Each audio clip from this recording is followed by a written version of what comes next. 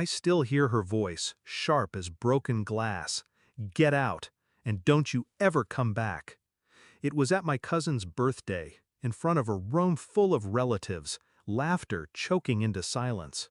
She didn't whisper it, she didn't pull me aside, she screamed it, with her wineglass trembling in her hand, as though I were a stranger who had stumbled into her house.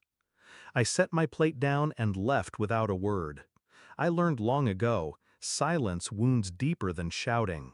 But she thought she'd won. It wasn't always like this.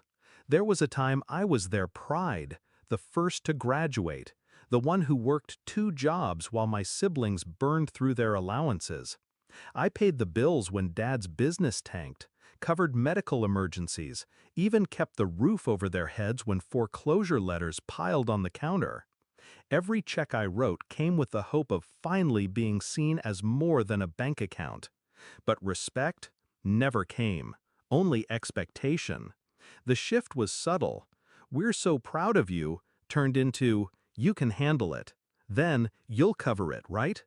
Love became a ledger, and I was always in debt. I noticed the betrayal before she ever screamed at me.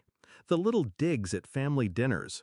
"You think you're better than us because you have money?"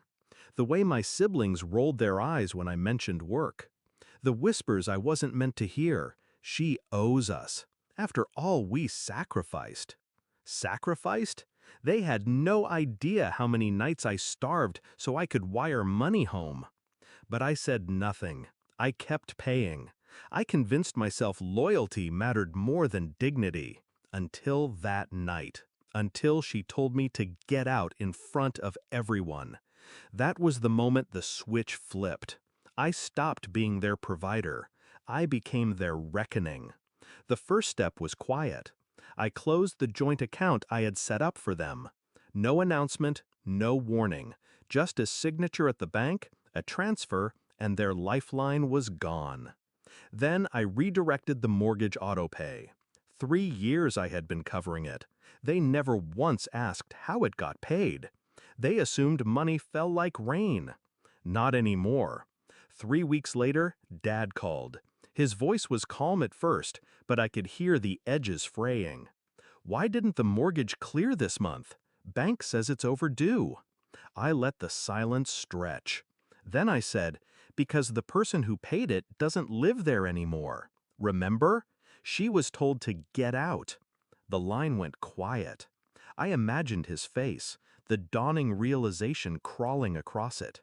Finally, he whispered, "You can't be serious." But I was, deadly serious.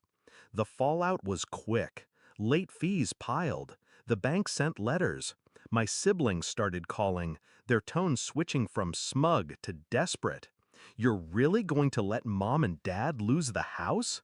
After everything they did for you? Everything they did?" I laughed, a sharp, bitter sound. "You mean throwing me out in front of the family? That's everything?"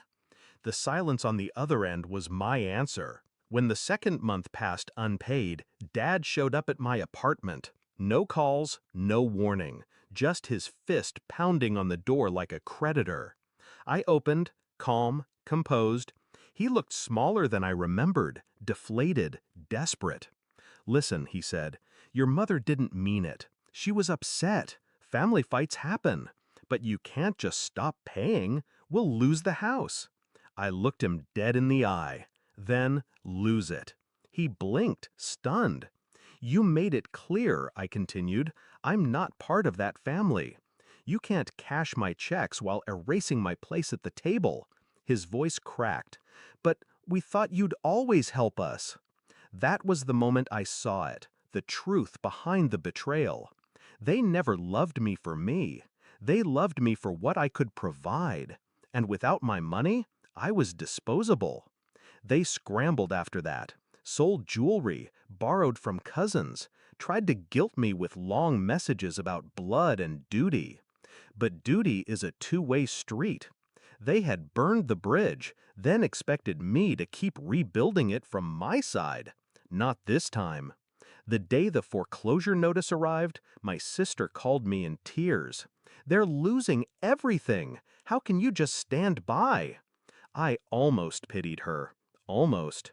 "You stood by when she told me to get out," I said. "Now I'm just returning the favor."